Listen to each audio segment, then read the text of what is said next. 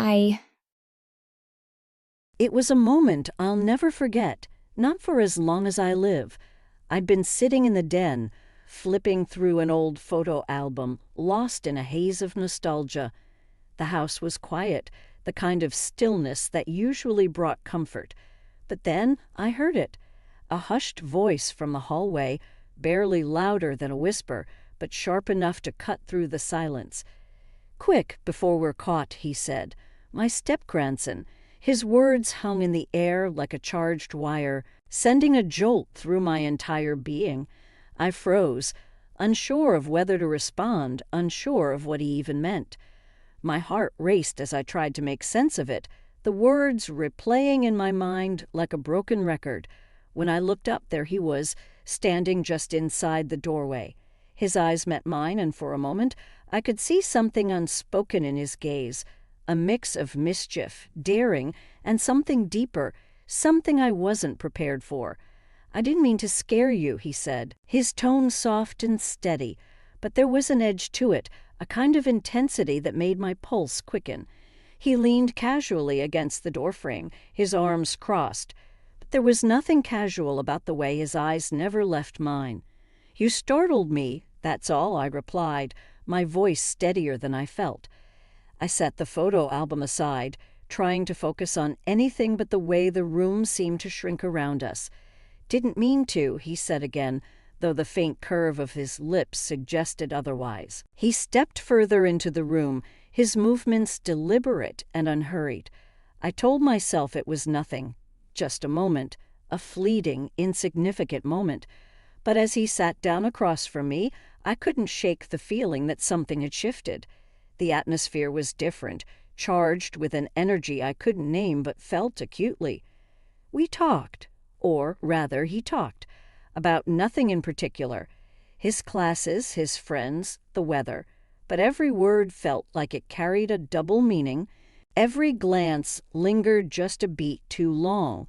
And then, just as abruptly as he'd appeared, he was gone, leaving me alone with the echo of his words and the unsettling realization that I'd been holding my breath.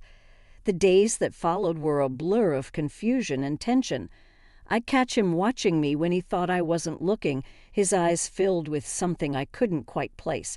And I, against all better judgment, found myself doing the same. One afternoon, I was standing at the kitchen sink, washing dishes and trying to quiet the noise in my head when he walked in. He didn't say anything at first, just leaned against the counter and watched me. The silence stretched between us, thick and heavy. "You've been quiet lately," he said finally, his voice low. "Have I?" I replied, not daring to meet his gaze. "Yeah, like you're avoiding me." His words hit like a punch to the gut. Was I? Maybe. Probably. But how could I admit that? "I've just been busy," I said, my voice faltering slightly. "Nothing personal." "It feels personal," he said, stepping closer. His tone was light, almost teasing, but there was an undercurrent of seriousness that made my stomach twist. "It's not," I insisted, finally looking at him. But the intensity in his eyes made it hard to hold his gaze for long. "Good," he said, and then, after a pause, "You shouldn't be scared of me." "I'm not," I lied, but I was. Not of him exactly, but of the feelings his presence stirred within me.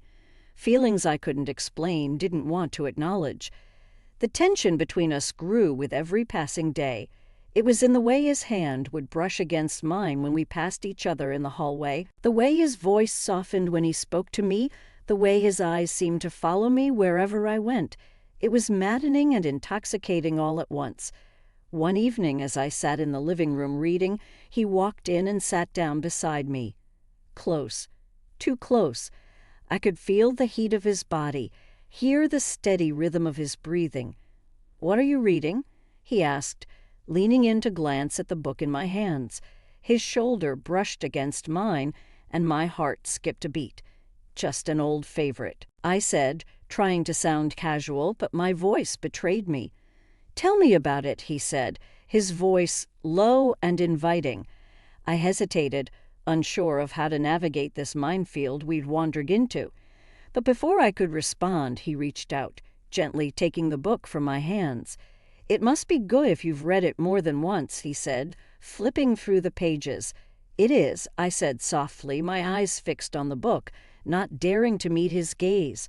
"Then tell me why," he said, his voice barely above a whisper, and so I did. I talked about the story, the characters, the emotions it evoked, but the entire time I was acutely aware of him, of the way he watched me, the way his body leaned just slightly toward mine, the way his presence seemed to fill the entire room.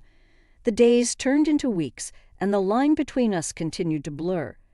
Each interaction felt like a dance, a careful balance between what was acceptable and what wasn't. And yet, we both seemed drawn to the edge, unable or unwilling to step back.